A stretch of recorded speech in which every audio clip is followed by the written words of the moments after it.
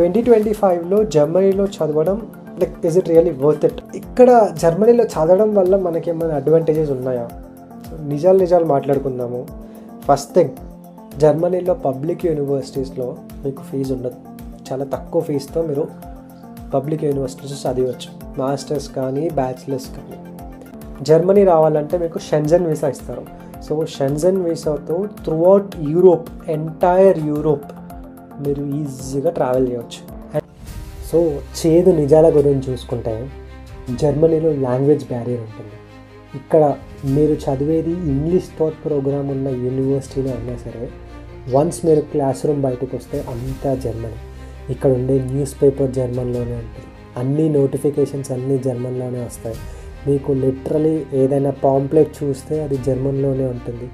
ఎక్కడ బోర్లీ చూసినా జర్మన్, అంతా జర్మన్. ఇంకోటి, అందరూ జర్మనీలో పార్ట్ టైమ్స్ చేయడం ఈజీ, అన్నీ ఈజీగా దొరికేస్తాయని అనుకుంటుంటారు, కానీ కాదు. జర్మనీలో పార్ట్ టైమ్స్ చేయాలంటే మీకు లాంగ్వేజ్ వచ్చి ఉండాలి, మీకు స్కిల్స్ ఉండాలి, అండ్ మోస్ట్ ఇంపార్టెంట్ లక్ ఉండాలి.